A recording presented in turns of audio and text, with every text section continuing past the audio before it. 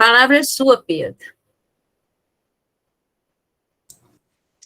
Boa noite, pessoal. Muito bom rever vocês, para a gente dar continuidade aí a esse assunto que nos toca tão de perto, né? Porque, sem querer ser profeta, mas é uma coisa que todos nós vamos passar, que é o processo de desencarne, né? Então, passamos já diversas vezes por isso, vamos passar por tantas outras, encontramos pessoas que frequentemente nós temos que prestar algum tipo de solidariedade, porque desde cedo, né, nós temos amigos que seus pais às vezes faleceram, avós, parentes, enfim, é um tema que nos troca muito de perto, né? E era muito interessante porque é, tem pessoas que estão aqui na reunião conosco que já são espíritas desde berço, né? Aqueles espíritos que a gente fala que é espírito de berço, porque os pais às vezes são espíritas, os familiares são espíritas, então, querendo ou não, já enxergam, até de certa forma natural, essa questão da morte, né? Essa questão da passagem, do retorno à vida espiritual. Por outro lado, nós temos pessoas que vieram de outras religiões, católicos, evangélicos, enfim, e hoje se encontraram na doutrina espírita, já reconhecem a imortalidade da alma e, graças ao Consolador prometido, já têm uma certa capacidade de entendimento e interpretação de como se dá esse processo e como que é para a pessoa que foi para o mundo espiritual, como que vai se dar com ela, né? Então, a gente vai percebendo também, à medida que nós vamos amadurecendo e colhendo novos entendimentos na doutrina espírita, que os nossos conceitos e até mesmo a nossa forma de se portar, sobretudo nesses momentos em que temos que prestar, às vezes, a nossa solidariedade ou ao familiar, ou até mesmo quando é algum familiar nosso que retorna à pátria espiritual, aí é o verdadeiro momento de nós começarmos a dar testemunho daquilo que nós diariamente comungamos e falamos que acreditamos, né? Porque nós nos dizemos e enchemos a boca para falar que somos espíritas, né? Que acreditamos na imortalidade da alma, que nada se acaba, né, com a morte do corpo físico, mas o que de fato importa é a nossa atitude perante essa situação. Então, nós estamos percebendo ao longo dos estudos que a gente tem feito a respeito desse tema, que o nosso tipo de pensamento, que o nosso tipo de atitude, que os nossos anseios, os nossos desejos, tudo isso ajudam ou atrapalham aquele espírito que está retornando à pátria espiritual. Até mesmo o nosso desespero pode influenciar também nas pessoas que ficam, nos familiares que ficam. Então, quando nós vamos olhar no Evangelho, no item chamado Missão dos Espíritas, nós vamos ver que é importante sim o conhecimento, é importante sim o estudo, enfim, mas o que será nos pedido no final das contas será quantas pessoas nós ajudamos, quanto consolo nós levamos, quais foram os frutos do entendimento por nós recebidos. É isso que a gente precisa prestar conta. Não é de quantos livros a gente assistiu, de quantos livros a gente leu, de quantas quintas-feiras a gente teve aqui escutando Pedro, Heraldo e outros palestrantes. Vou desligar só o áudio do Luciano para não ficar me ouvindo duas vezes, senão ninguém dorme. Mas é isso que importa, né? No final das contas, quais são os nossos frutos, né? Então, quando nós passamos por essas situações, nós temos aí a oportunidade de evangelizar sem tentar impor ao outro as nossas crenças, sem tentar converter o outro ao espiritismo, mas apenas levando uma palavra de consolo, uma palavra amiga, tentando pelo menos incitar a dúvida, levando uns versículos de Jesus. Certa vez um amigo me disse, né, que ele aprendeu com a dona Maria Monteiro que não importava o espírito que aparecesse lá na reunião mediúnica, né, mas que em todos os momentos, mesmo que a pessoa fosse completamente dura, insensível e tudo mais, mas seria importante ao menos colocar a dúvida com algum versículo do Evangelho.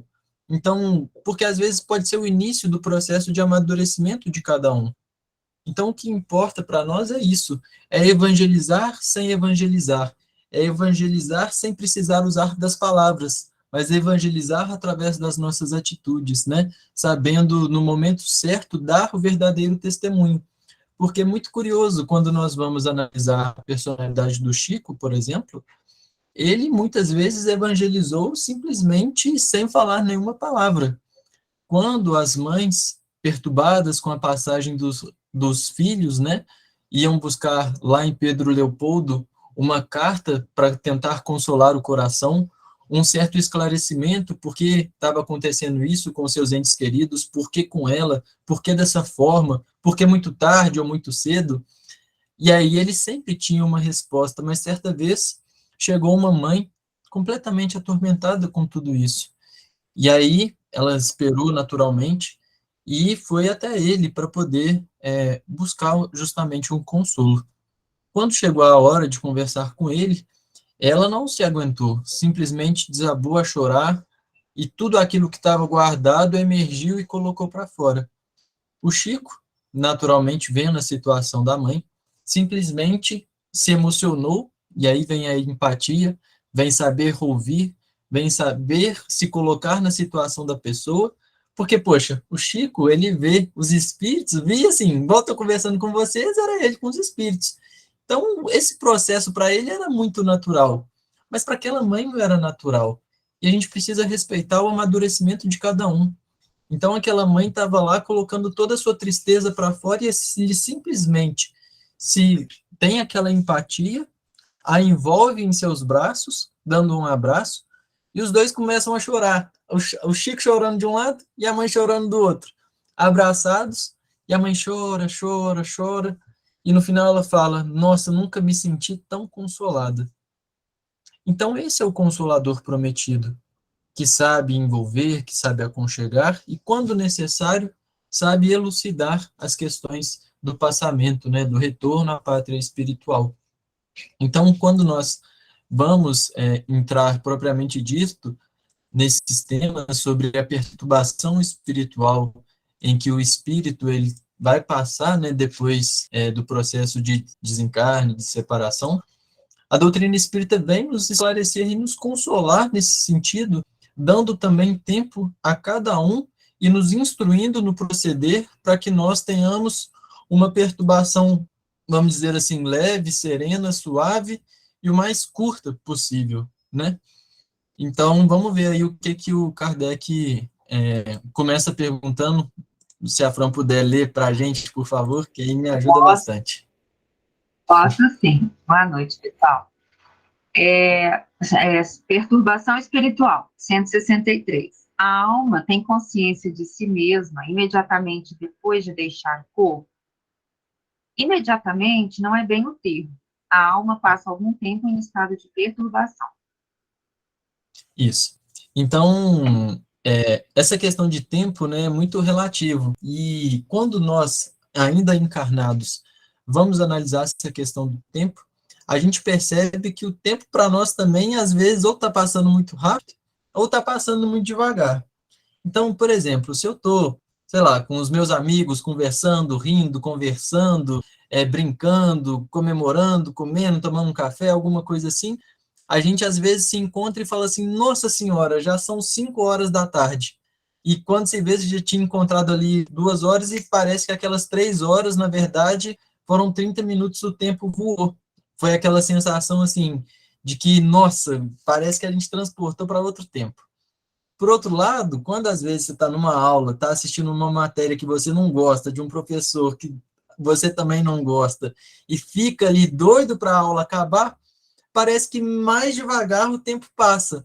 Parece que aqueles 50 minutos de aula demoram 5 horas incompletas. Então, a gente fica naquela expectativa louca para acabar. Então, o tempo em si, na verdade, depende muito da nossa própria percepção do tempo, né? Então, que dirá para os espíritos? Porque nós aqui temos essa visão ainda, embora saibamos que somos imortais, temos uma visão finita do nosso tempo aqui na Terra. Então, o que para nós pode parecer muito tempo, para os espíritos é quase nada. Eu não trouxe esse caso aqui, mas vou contar um pouquinho, e depois, se vocês quiserem, pode pesquisar. Eu procurei tanto caso assim de espíritos depois da morte, mas em um determinado lá, não sei se está na Revista Espírita ou no Céu e Inferno, foram os dois que eu olhei, mas era uma entrevista de um pai com um filho. O pai tinha desencarnado e o filho completamente cético, não acreditava em nada. E ele falou: Olha, quando o senhor desencarnar, o pai espírita, se você vier conversar comigo, eu vou passar a acreditar em Deus, vou passar a acreditar em imortalidade da alma. E assim foi feito. Teve a evocação, eles vão conversando, é muito interessante o debate, mas em um certo momento, o, o, o filho pergunta, né, para o pai: E quanto tempo você está aí? Porque tem 4 meses que você desencarnou. E aí o pai respondeu, né? Não, para mim foram 8 anos, mas 8 anos para mim significam como se fosse 8 minutos para vocês.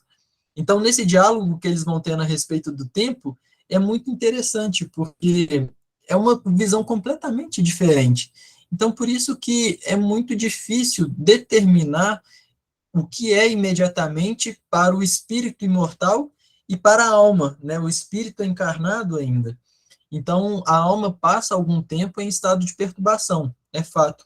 Para alguns, vai ser de uma maneira mais intensa, mais rápida, menos duradoura, podendo levar alguns minutos, horas, dias, enquanto para outros pode tardar mais a esse estado de perturbação, podendo levar aí anos, séculos, enfim, são estados ainda muito incipientes. Terça-feira, no Fé e Caridade, eu estava comentando sobre um caso que, a respeito dos babilônicos, que eles ficaram, né, muito tempo, sofreram, porque tinha um rei, né, o rei Nabucodonosor, depois tem até a evocação dele, né, como Nabofaçã, não sei se é no Céu e Inferno ou na Revista Espírita, acho que é no Céu, não sei, enfim, tem a evocação dele, eles vão conversando, enfim, e aí, esse rei, ele tinha os seus escravos, né? E quando, toda vez que ele tomava um território, ele fazia escravos, feriam esses escravos, e esses escravos ficavam em um processo de perturbação muito grande. E é curioso porque quando, depois de diversas reencarnações, e que o próprio rei, na figura aí do Camilo Chaves, consegue depois se reparar e vai começar o processo de reparação desses espíritos, esses espíritos da época da Babilônia até nos anos de 1900 e pouco, ou seja, mais de 1000 anos, eles ainda não tinham reencarnado. Ou seja, ainda estavam num processo de perturbação muito grave e estavam ali há milhares de séculos, milhares de anos, esperando ainda por uma oportunidade de redenção para renascer. E eles renascem aqui no Brasil, né? O Divaldo acolhe ele lá na Mansão do Caminho, e o Divaldo relata que quando esses espíritos chegam, eles não conseguiram aprender português. Por mais que naquela época o ensino também não podia reprovar as crianças, né? Tinha que aprender mesmo, não era aquela coisa que mesmo que não saiba vai passando. Então eles foram, só que só conseguiram chegar até a quinta série, a maioria, não conseguiram avançar, porque eles não tinham ainda as raízes do idioma latino-americano. Então eles não conseguiam entender, não conseguiam falar, e é até engraçado porque o Divaldo conta que uma dessas pessoas que ele adotou, passado muito tempo, já estava adulto e tudo mais, e ele era gago, porque não conseguia falar, tinha toda aquela dificuldade, e aí um dia o telefone toca do Divaldo, e aí o Divaldo atende, ainda não era nem o celular que a gente consegue saber, né, quem que tá ligando, era aqueles telefones fixos. E aí toca lá para o Divaldo, e aí o Divaldo atende. Quando a pessoa começa a falar, né, esse babilônico começa a falar, e aí o Divaldo fala, fulano, e aí o fulano conversando com ele, mas como você sabe que sou eu? A Joana tá te falando? Mas não era porque o sotaque era muito característico, não conseguia falar, né? Então a gente percebe que esse tempo de perturbação varia bastante, né? Cada individualidade tem um tempo de perturbação envolvendo aí quando a gente olha no céu e inferno, o processo lá do Código Penal da vida futura, basicamente nós temos lá o arrependimento, a expiação e a reparação. E claro que tudo isso envoltos na lei de justiça, mas a lei de justiça é de justiça, de amor e de caridade. Então tem sempre a misericórdia divina a atuar por cada um de nós, atenuando os nossos agravamentos, vamos dizer assim, os nossos delitos, mas também nos insinuando, inspirando a cometer aí a nossa redenção, a nossa reparação. Então nós vamos perceber agora nas próximas questões o que vai interferir para que o nosso estágio de perturbação seja menor ou seja maior, porque isso não é imposição divina, é uma escolha nossa de acordo com alguns processos que a gente vai vivendo. 164. A perturbação que se segue à separação da alma e do corpo é do mesmo grau e da mesma duração para todos os espíritos? Não. Depende da elevação de cada um. Aquele que já está purificado se reconhece quase imediatamente, pois que se libertou da matéria antes que cessasse a vida do corpo. Enquanto o homem carnal, aquele cuja consciência ainda não está pura, guarda por muito mais tempo a impressão da matéria. Então, a gente percebe que o nosso grau de adiantamento vai interferir exatamente nesse processo de perturbação, ou seja, depende do nosso grau de evolução. Então, quanto mais identificado nós estamos com a matéria, automaticamente, maior vai ser o tempo necessário para que nós enxergamos a nossa condição atual e consigamos abrir mão daquilo que nós vivamos aqui na Terra.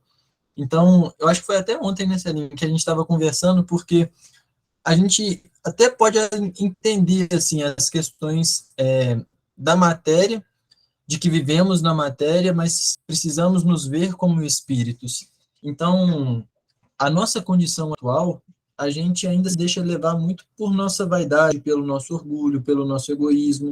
Ainda não conseguimos mensurar os valores corretos a dar a cada coisa, né? Então, ontem a gente estava conversando que, por exemplo, a gente recebeu o nosso corpo físico. Sabemos que somos espíritos imortais e que, naturalmente, o nosso corpo, passado algum tempo, ele vai deixar de existir, vai virar pó. Então, isso quer dizer que nós precisamos deixar o nosso corpo para lá? Ah, já que ele vai virar pó, vamos só cuidar do espírito, deixa o corpo para lá. Não. Ah, não, então eu vou só cuidar do meu corpo já que eu estou encarnado? Também não. Então, é saber dar o valor àquilo de que as coisas de fato merecem. É saber mensurar o que de fato cada coisa precisa da nossa atenção. Então, não podemos dar a mais nem a menos, mas nós não podemos perder de vista as nossas questões espirituais. É viver na matéria com os olhos espirituais, é viver na matéria sem se apegar à matéria, porque é isso que vai definir a nossa condição futura. E isso é interessante porque nós vamos perceber também que apego aos bens materiais, ainda que difíceis de não se ter, vamos dizer assim, nós ainda nos apegamos a outras questões que às vezes nem reparamos que somos apegados. Somos apegados aos títulos. Então, nossa, eu sou professor, doutor, com pós-graduação no tema tal. E aí a gente se enxerga como aquilo. Achamos que somos os títulos. Ah, não, eu fui rei de não sei o quanto, eu era a personalidade mais importante daquele reinado. Eu era o rei todo-poderoso. E a gente percebe depois, tanto nos romances espíritas, quanto quem tem oportunidade de encontrar nas reuniões mediúnicas, o espírito conserva tudo aquilo. Ele vive uma ilusão e acredita que ainda está naquela ilusão. E toda ilusão, para ter fim, é necessário a desilusão. Então, vai ser um processo doloroso, porque a desilusão é um processo doloroso. Por isso, Jesus nos disse: conhecereis a verdade, e a verdade vos libertará. Então, nós precisamos nos identificar com aquilo que é verdadeiro, com aquilo que é a nossa essência. E aí sim, nós vamos conseguir viver da forma que Jesus nos ensinou. Um outro ponto que ele chama a atenção também é com relação à consciência, né? A consciência precisa estar pura, a nossa consciência precisa estar tranquila. Isso tudo vai fazer com que nós sigamos de forma muito mais equilibrada, muito mais harmônica para a vida espiritual, né? Alguém quer fazer alguma consideração, pessoal, sobre essas duas questões?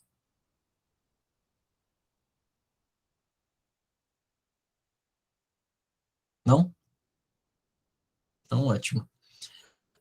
Outro dia a gente estava conversando também que o nosso grande desafio, se a gente teria a capacidade real de, quando nós deixarmos o corpo aqui na Terra, de sabermos que estamos desencarnados. Porque às vezes a gente acha que é muito fácil, muito simples, mas a gente pode cair do cavalo, né? A gente tem certeza que vai estar desencarnado? Temos certeza. Quem sabe se a gente já não desencarnou? Tô brincando, gente. Mas, assim, é uma vida muito real, é uma vida muito natural, né? É uma coisa cotidiana. A Silvaninha outro dia me mandou um vídeo, que eu até lembrei do Divaldo. O segurança, acho que foi no Peru, ou algum país vizinho aqui nosso. O segurança do hospital estava lá fazendo o trabalho dele normal. E todas as vezes que as pessoas tinham que passar, ele naturalmente tinha que anotar o nome e tudo mais, abrir a cancela e liberar as pessoas para entrarem. E aí, simplesmente, a câmera está lá filmando o segurança, de repente, o segurança levanta da cadeira e vai em direção ali à catraca, né, ao lugar onde que barravam as pessoas para ele colher as informações. Ele se dirige até lá, conversa com o ar, anota na prancheta, abre o local para eles passarem e deixa a pessoa passar. Depois vai, fecha e volta para o seu posto. Só que isso virou um burburinho tamanho na internet, o hospital teve que lançar nota, enfim, por quê?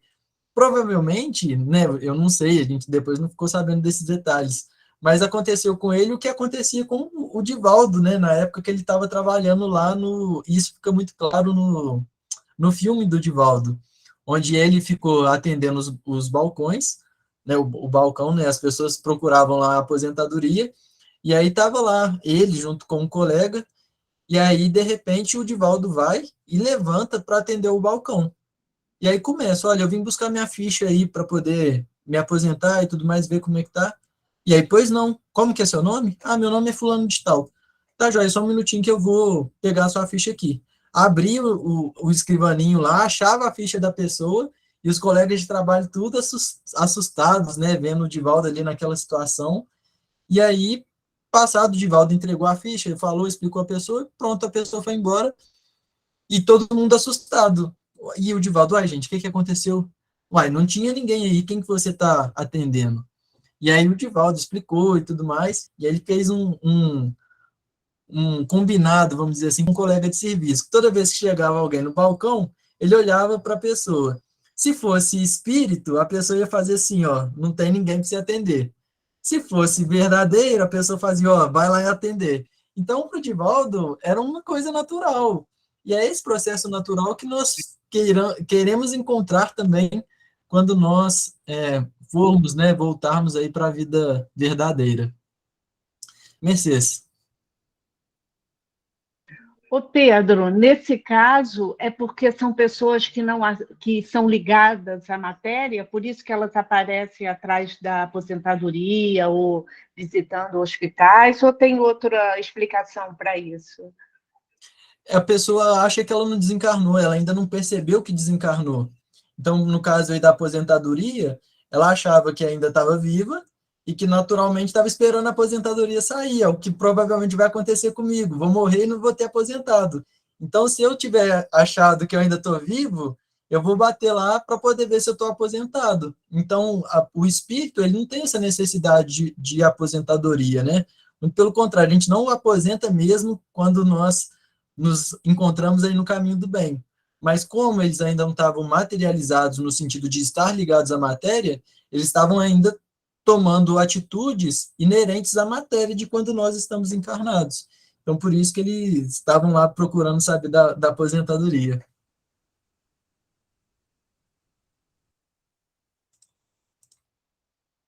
Mais alguma coisa, pessoal? Ou vamos seguir?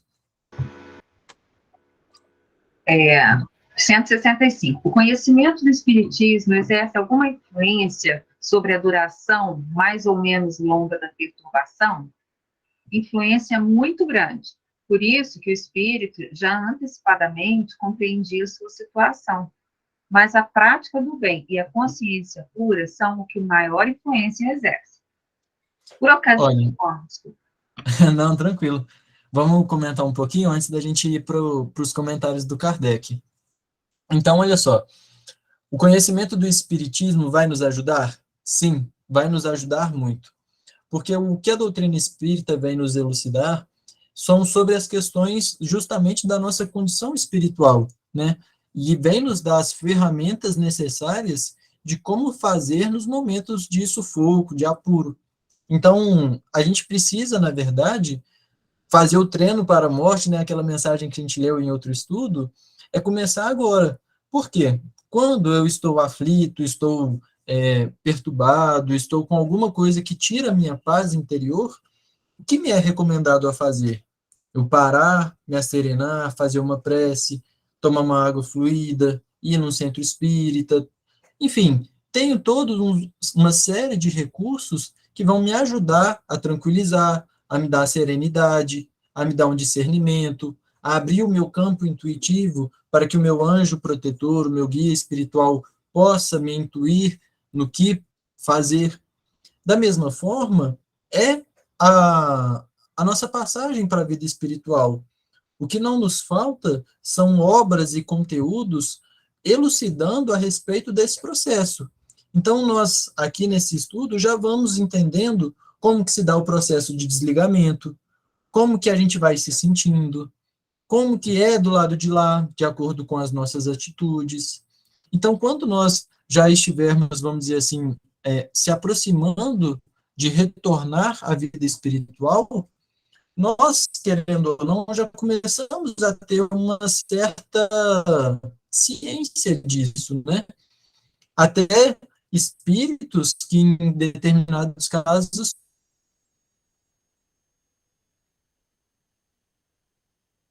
por exemplo, lá no Fé e Caridade mesmo, teve uma, não sei se posso falar, mas assim, teve uma pessoa que falou, olha, de hoje até um ano eu vou desencarnar, eu vou voltar para o plano espiritual.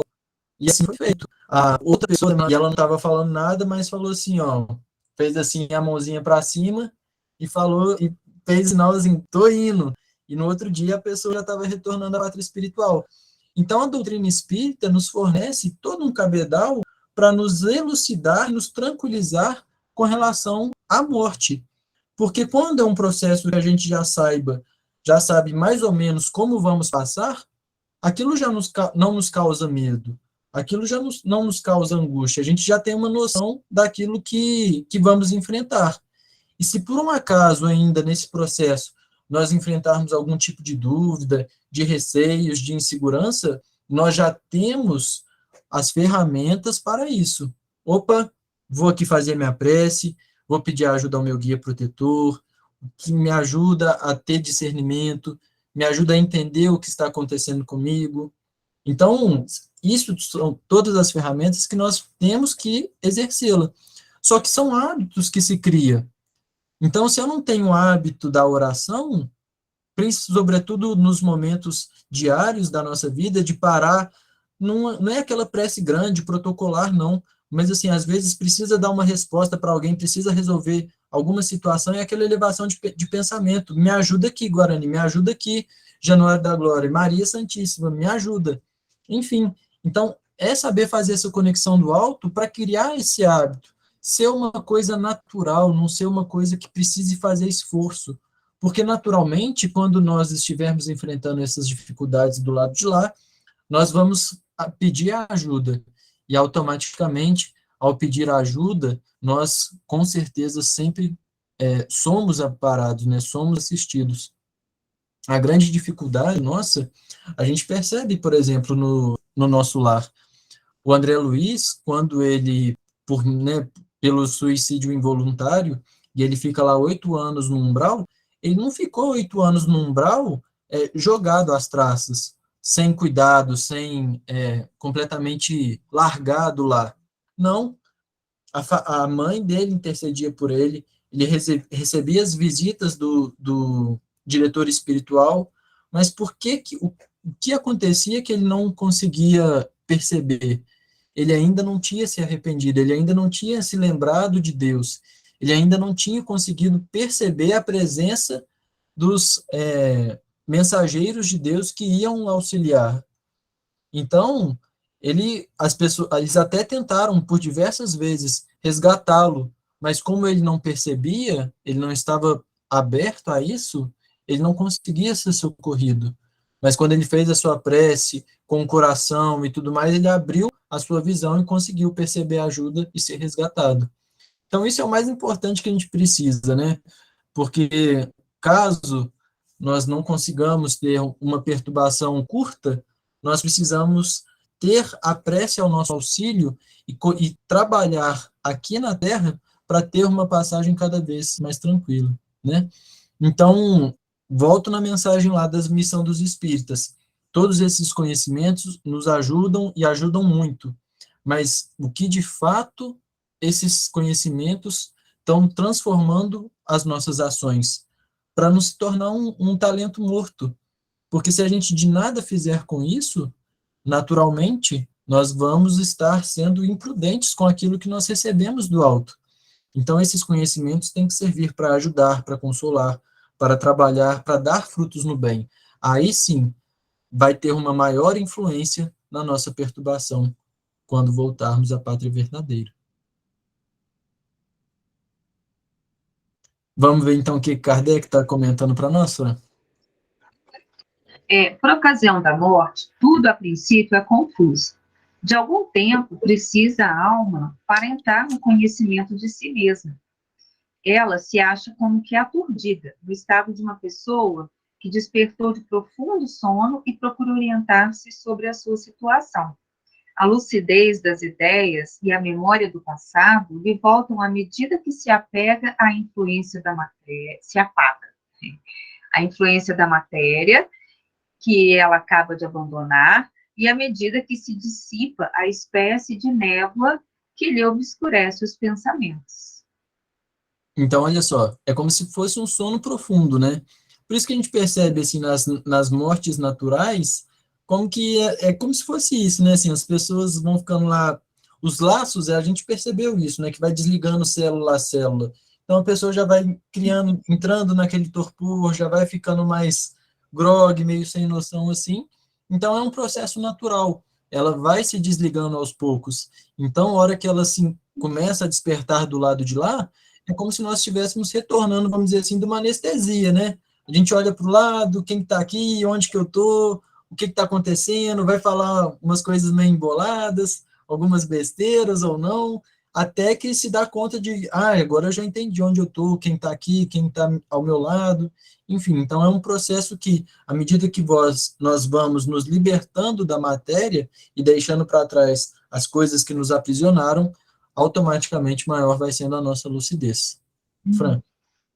Inclusive, tem casos em que a pessoa que está, né, já começando, já está quase, né, se desprendendo assim, ela vê alguns parentes, né, conversa às vezes, a gente ouve muito falar de casos assim, às vezes conversa com a avó, que já desencarnou, né, com algum parente assim, interessante isso. E isso é muito legal, porque, assim, a gente tem vários exemplos na literatura espírita, né? A gente trouxe aqui o vídeo lá do Dimas, que ele pôde ter o auxílio da sua mãe. Nós vemos também aí nos casos lá do Estevão, por exemplo, em que ele já pôde perceber, enfim, diversos espíritos que vão antevendo, né? E já vão percebendo o auxílio espiritual que vão chegando ali. Só que não é distante de nós, né? Todos nós conhecemos alguém assim que já já ouviu Falando, Pedro. falar, e às vezes nem espírita, né? Assim, Depois do não é tão distante de nós, não deu para entender, não. Tá, joia. Acho que hoje a minha internet está um pouco instável. Qualquer coisa vocês me param aí. Mas esses casos que nós vemos na doutrina espírita não são distantes de nós. E também acontecem com pessoas que não são espíritas, né? São pessoas que A gente tem até aquela musiquinha que passava na TV, quanto mais simples a casinha, mais sincero o bom dia, falando aqui de Minas e tal. A gente vê isso por tantos cantos, assim, e é uma coisa natural. E é assim que a gente deve tratar a mediunidade também, né? Se tratar a mediunidade como uma questão natural, porque isso é natural realmente. É muito mais penoso para o espírito voltar aqui para a reencarnação do que retornar à pátria espiritual. A morte de deixar a vida espiritual e entrar na vida carnal é muito mais difícil e perturbada do que esse retorno. Então a gente precisa se preparar muito bem para não dar trabalho para a gente nem para os nossos guias e mentores nesse retorno.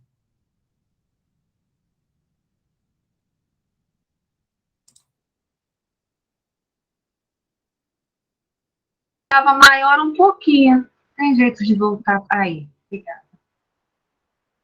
Aí pronto, deixa eu só acertar aqui. Uhum. Aí, obrigada. Tá, Aí, foi. aí, né? Muito variável é o tempo que dura a perturbação que se segue à morte. Pode ser de algumas horas, como também de muitos meses e até de muitos anos. Aqueles que, desde quando ainda viviam na Terra, se identificaram com o estado futuro que os aguardava, são os em quem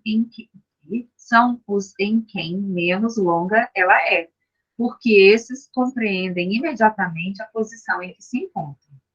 Então, olha só, isso, como nós dissemos, varia bastante, né? A relação sobre cada um.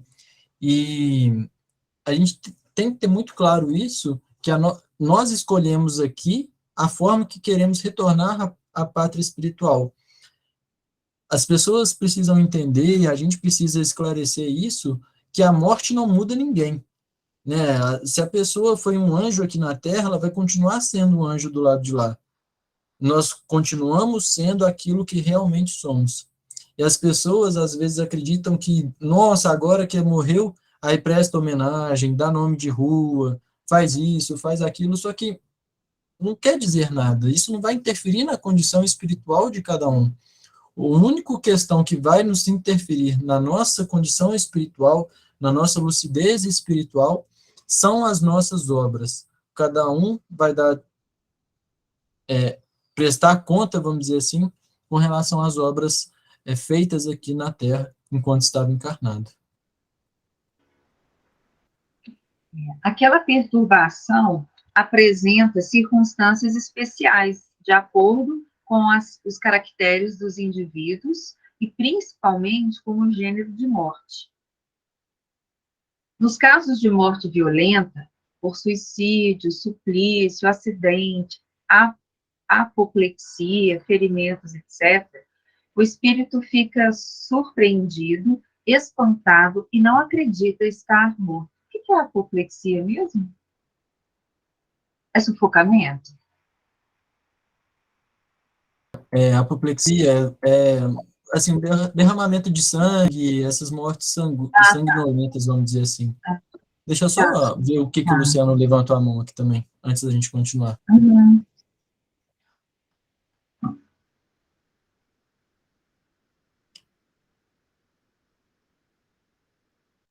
Vamos lá, meu amigo. O microfone está microfone.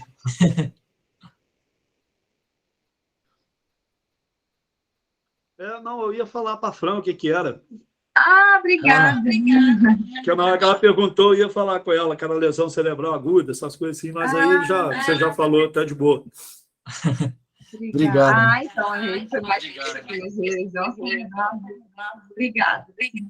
A minha mãe levantou a mão. Isso, vamos lá, Cida. Isso.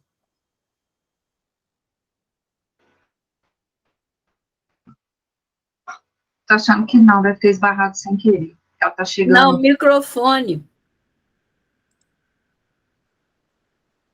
Não.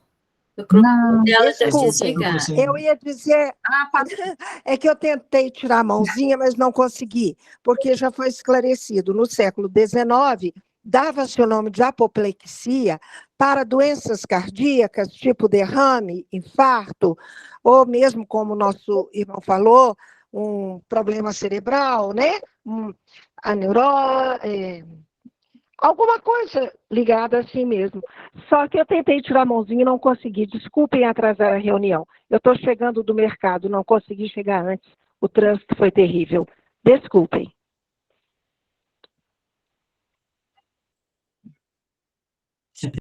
Tranquilo. Voltamos cheios de pessoas aí muito cultas, porque é nome deles, né?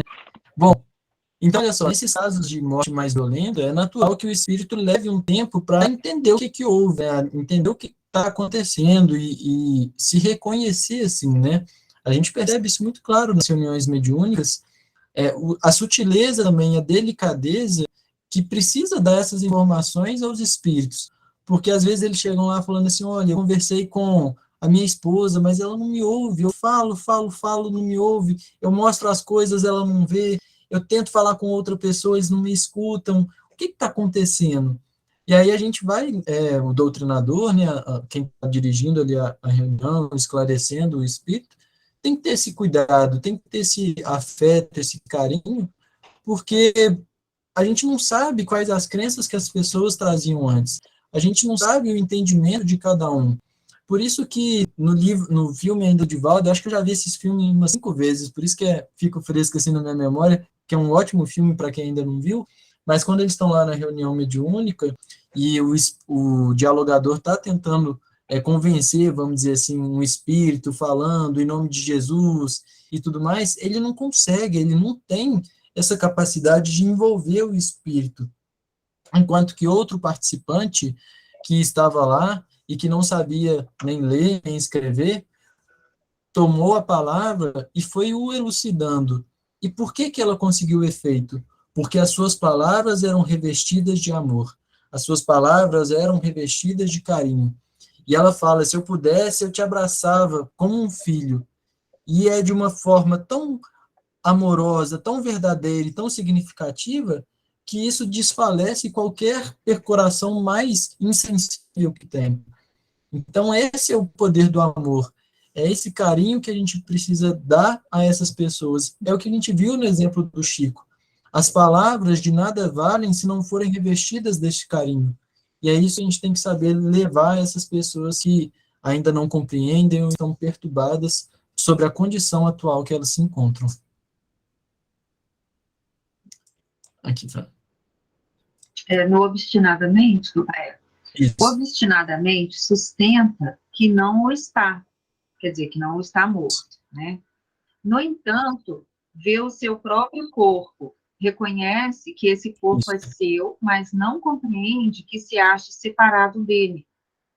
Acerca-se das pessoas a quem estima, fala-lhes e não percebe porque elas não o ouvem.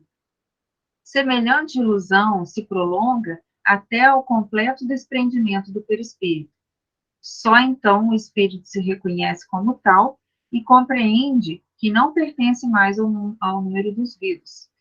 Este fenômeno se explica facilmente. Surpreendido de improviso pela morte, o espírito fica atordoado com a brusca mudança que nele se operou. Considera ainda a morte como sinônimo de destruição, de aniquilamento. Ora, porque pensa, vê, ouve, tem a sensação de não estar morto.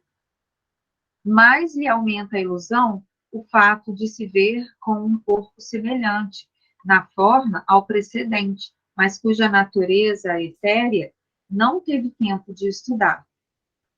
Julga o sólido e compacto como o primeiro, e quando se lhe chama a atenção para... tem que subir um pouquinho.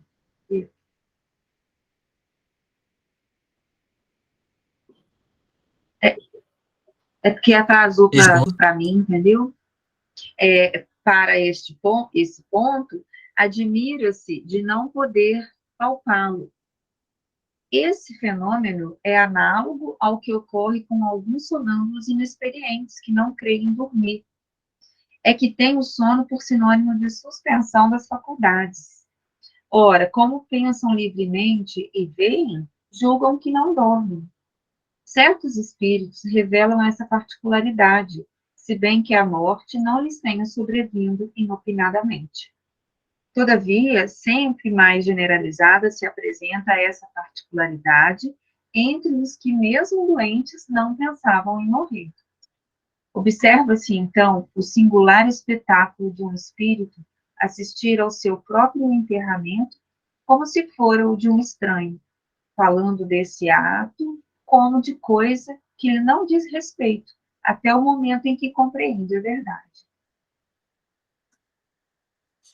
Ótimo, então deixa eu falar bastante, porque eu não tenho nem um pouco capacidade de esclarecimento que Kardec traz nesses resumos, né, nesses comentários dele.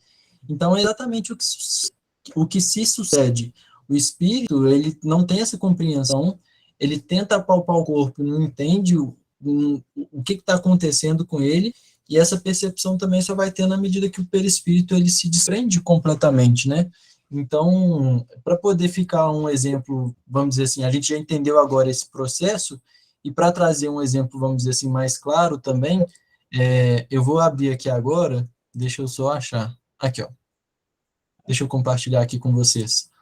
Um caso que está na Revista Espírita de 1858, que é um espírito no funeral do seu próprio corpo, ou seja, a pessoa morreu, e a pessoa, o próprio espírito, ele está no seu funeral e está nesse processo que a gente acabou de ler, de perturbação, não está entendendo o que houve com ele, está confuso. Só que nesse funeral, nesse serviço fúnebre, né, está a esposa do falecido.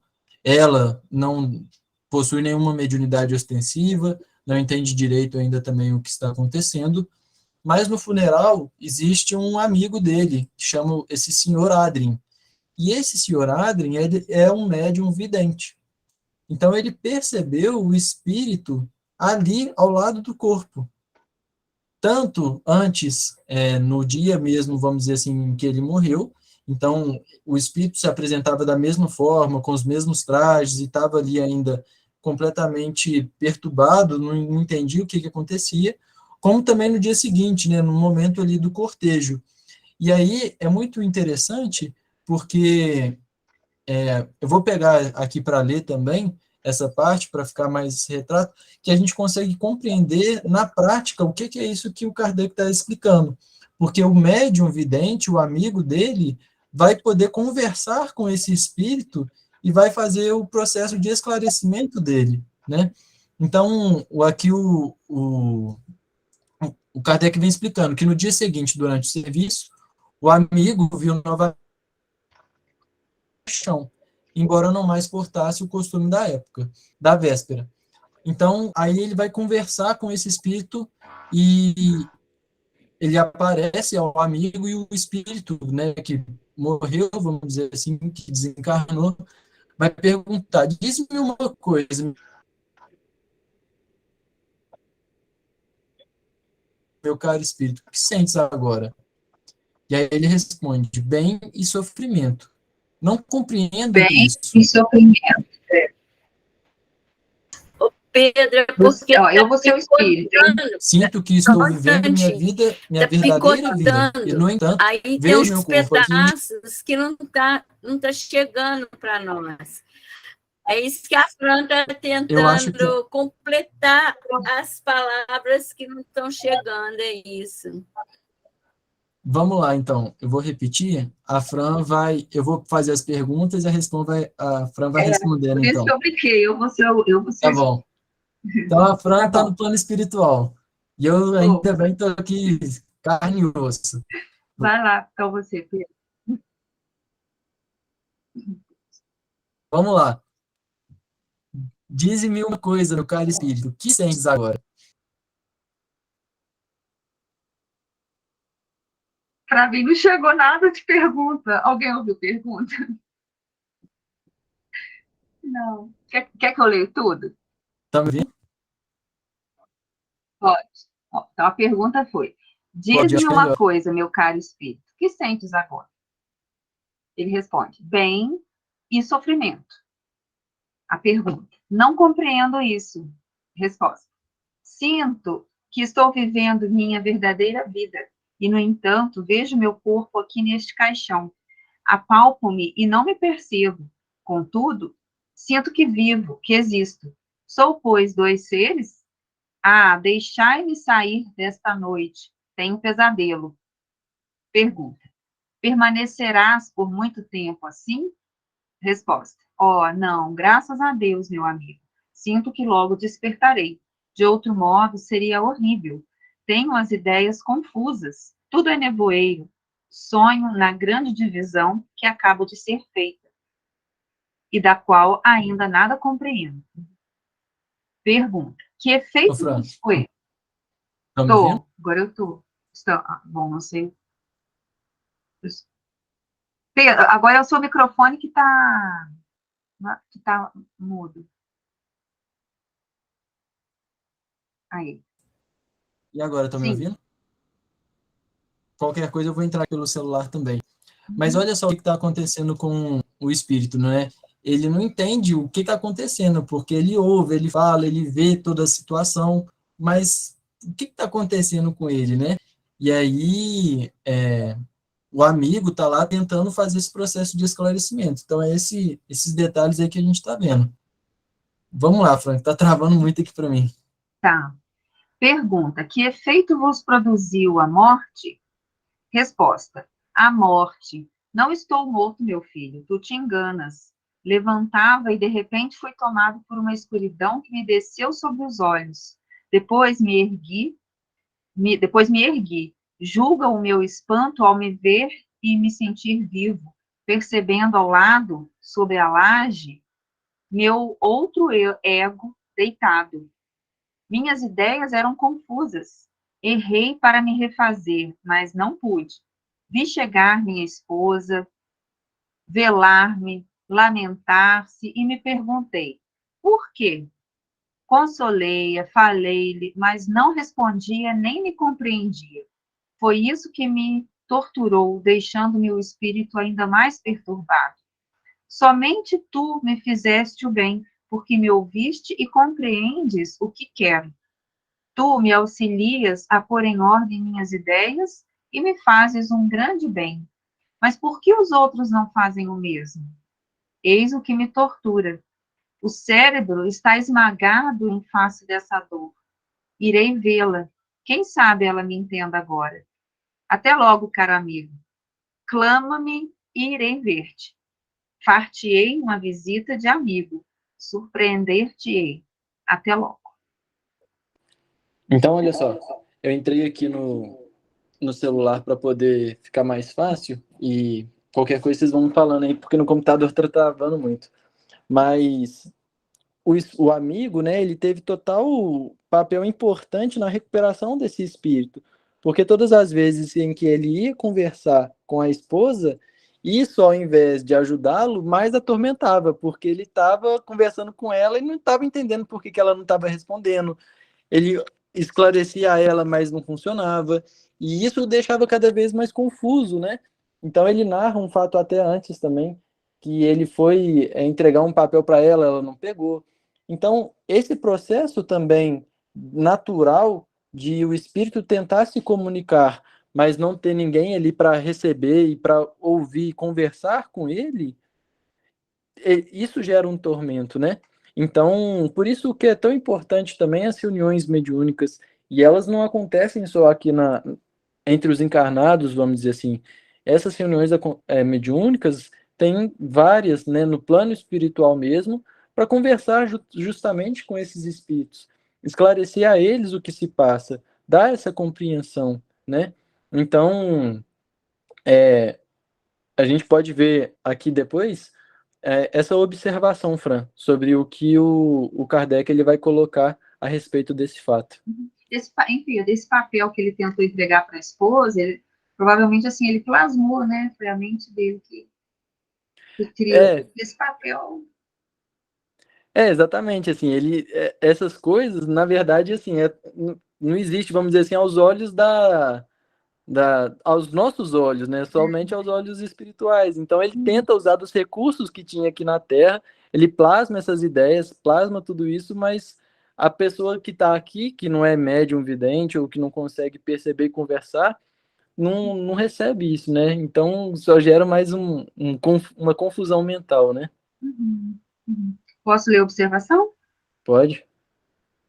Esta narração concorda com tudo aquilo que havíamos observado sobre o fenômeno da separação da alma. Confirma, em circunstâncias bastante especiais, essa verdade. Após a morte, o espírito ainda está ali presente. Enquanto todos acreditam ter diante de si um corpo inerte, ele vê e escuta tudo quanto se passa à sua volta, penetra o pensamento dos assistentes e sabe que entre si e estes últimos, a única diferença que existe é a visibilidade e a invisibilidade. As lágrimas hipócritas dos ávidos herdeiros não o enganam. Quantas decepções devem os espíritos experimentar neste momento? Olha só, então aí ele chama a atenção mais uma vez sobre o nosso proceder no velório, né? Como que é importante nós prestarmos ali o mínimo de respeito a esses espíritos que estão retornando à pátria espiritual. Porque às vezes até no velório mesmo as pessoas já estão ali brigando por conta de herança, brigando quem vai pagar o túmulo, o caixão da pessoa. Então o espírito muitas vezes está acompanhando aquilo tudo, ele está vendo aquilo tudo, e isso gera somente mais perturbação.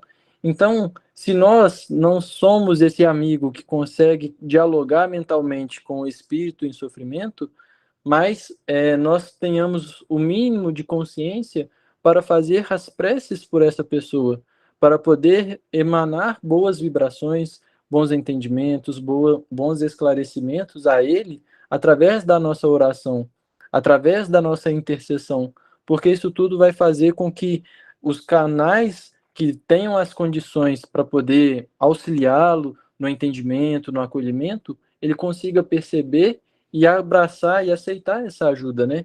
Então é isso que nós temos que nos preocupar sempre. Ajudar naquilo que nós podemos ajudar. Se temos essa condição de conversar mentalmente com o espírito, maravilha. Se não temos, o mínimo que todos nós devemos e podemos fazer é uma prece por aqueles que passam e retornam à vida espiritual. E isso não só no plano, no dia do velório, né? Não é assim, eu vou fazer a prece aqui hoje porque a pessoa morreu, e aí passa depois de um ano. Nossa, hoje foi o aniversário de desencarne do Pedro, então vou fazer uma prece aqui pelo Pedro. Não. A gente pode tirar 2 minutinhos, 3 minutinhos do nosso dia para fazer prece por aqueles que já retornaram ao plano espiritual. Então a gente pode dedicar as preces nesse sentido. A prece ela tem que ser inteligível, ela tem que ser clara, tem que ser objetiva. Não adianta eu fazer uma prece e pedir pelo um que já está desencarnado, pelo outro que está com problema familiar, pelo outro que está com obsessão, pelo outro que precisa de ajuda financeira. Não, a prece ela tem que ser clara, firme, forte e inteligível. Então, eu posso separar um momento no meu dia para fazer a prece por todos aqueles que estão com enfermidades. Então, eu estou me direcionando àquele foco, àquele objetivo. Pronto, agora eu vou fazer uma prece pelos desencarnados. E separar, tem que sistematizar isso, porque aí consegue ter mais efeito. É a mesma coisa quando a gente vê isso no foco, né? A gente pega a lupa, por exemplo, e coloca lá o sol e usa a lupa para, por exemplo, estourar um balão, a gente vê que aquela concentração, aquele foco, aquele objetivo tem a capacidade, enquanto os raios do sol espalhados não conseguem isso. Então, as nossas preces, elas têm que ser esses canhões direcionados ao auxílio, né? Não basta querer ajudar todo mundo, porque muitas vezes nós ainda não temos nem essa condição de conseguir ajudar todos. Mas se a gente tiver condição de ajudar, esclarecer e amparar um, já valeu a pena, já estamos no caminho aí, né? O Pedro, o Zé levantou a mão. Vamos lá, Zé. Depois eu. Tá bom. Rapidinho. O Pedro, entendendo o tempo que é diferente, mas vamos supor, eu vou desencarnar às 21 horas, às 21h05, meu espírito já desprendeu. Eu vou assistir todo esse processo, inclusive eu vou ver o sofrimento da minha família e não vou poder apoiá-los? Isso não é um sofrimento grande? É um sofrimento grande dependendo daquilo com que nós tenhamos feito também da nossa vida.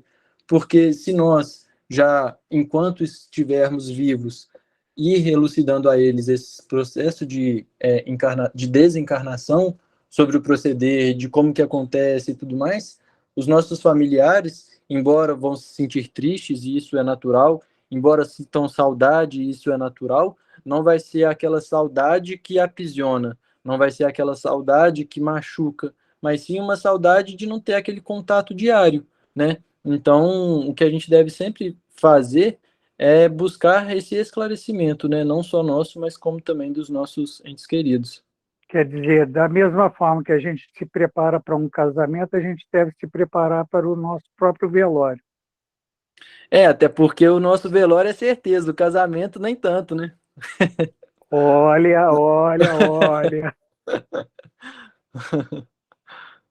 Não sei se eu respondi, Zé Carlos. Se não, você pergunta de novo, que tem o Heraldo, tem a Celinha. Não sei Não, se foi respondeu isso, não. sim, respondeu sim. Eu estou preocupado com o meu velório, isso sim. Como é que eu vou sacudir o pessoal daqui de casa? Como se eu fosse muito importante. Todos nós somos, né? Sempre tem um coração pelo qual é muito importante, né? Todos nós aqui temos os nossos guias e mentores. Então, se eles são os nossos guias e mentores, é porque nós somos muito importantes a eles.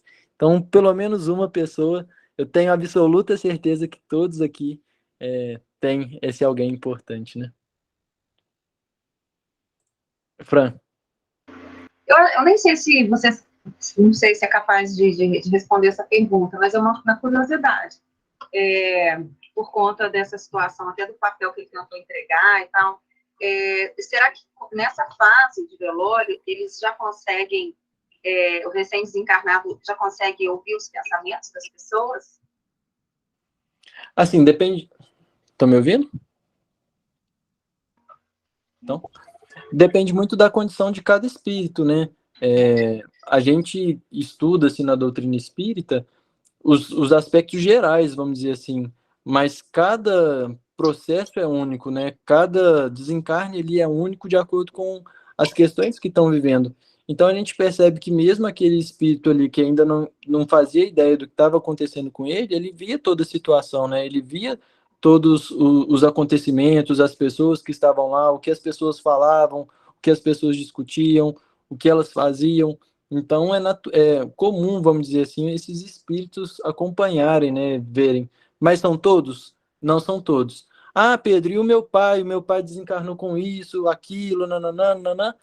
Não tem como a gente saber, pessoal. E assim, o que é importante também a gente saber, né? Esses detalhes e aspectos individuais de cada um, todos nós é natural termos essa curiosidade, né? Assim, será que a minha avó tá me ouvindo agora? Será que aconteceu isso? Será que ela acompanhou o velório dela? Enfim, essas individualidades não é útil a nós sabermos e também não devemos ficar preocupados com o que já passou, mas sim com aquilo que nos cabe a fazer nesses próximos oportunidades que nós tivermos, né? Celinha. Aí vocês estavam falando e me ocorreu uma coisa. Olha como nós somos invigilantes e descuidados. Vamos aos velórios. Grande parte de nós, espíritas, somos médiuns. E o que a gente faz no velório? Conversa. Faz a prece e conversa. Faz outra prece e conversa. Mas a gente não fica mais atento para que, se o espírito estiver lá, para que nós, médiuns, possamos percebê-lo, possamos fazer esse trabalho de assessorar o espírito a transmitir essas informações para familiares e vice-versa. Por que a gente não faz isso? Nós deveríamos. Não é fazer reunião mediúnica, nem fazer trabalho de psicofonia, psicografia, nada disso. Mas intuitivamente chegam mensagens para nós e a gente transmite. É uma forma da gente trabalhar ajudando, fazer um trabalho no bem, colaborar quando vamos ao velório. Já pensamos nisso? Ditosos seremos todos nós quando transformarmos os velórios de encontros sociais para templos de oração e meditação, né?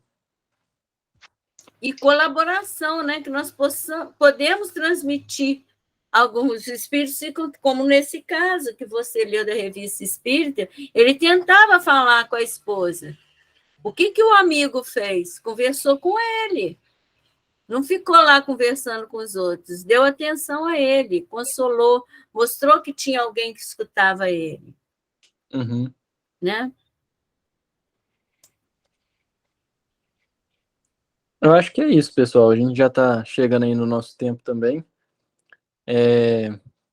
Aproveitem se tiverem alguma dúvida, né, para poder anotar aí, aproveitar que está fresco e tudo mais. Já aproveitar para mandar aí para a Cecilinha, para o Heraldo, para quando tiver o pinga-fogo, a gente não esquecer de fazer as perguntas, né? Às vezes aqui durante a reunião a gente vai lembrando e não dá tempo de responder e tudo mais. Depois a gente vai ter o pinga-fogo aí para poder ajudar aí nesse esclarecimento geral.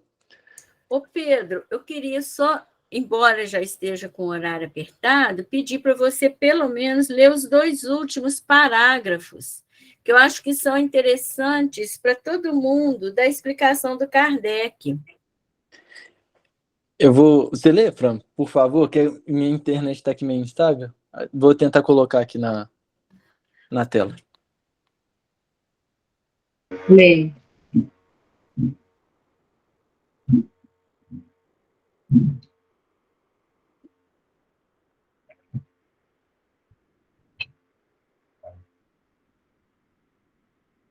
Aonde que começa? Ah, tá.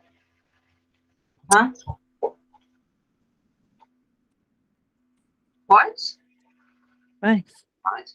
A perturbação que se segue à morte nada tem de penosa para o homem de bem, que se conserva calmo, semelhante em tudo a quem acompanha as fases de um tranquilo despertar. Para aquele cuja consciência ainda não está pura, a perturbação é cheia de ansiedade e de angústias, que aumentam à proporção que ele, da sua situação, se compenetra. Nos casos de morte coletiva, tem sido observado que todos os que perecem ao mesmo tempo nem sempre tornam a ver-se logo. Presas da perturbação que se segue à morte, cada um vai para seu lado, ou só se preocupa com os que lhe interessam.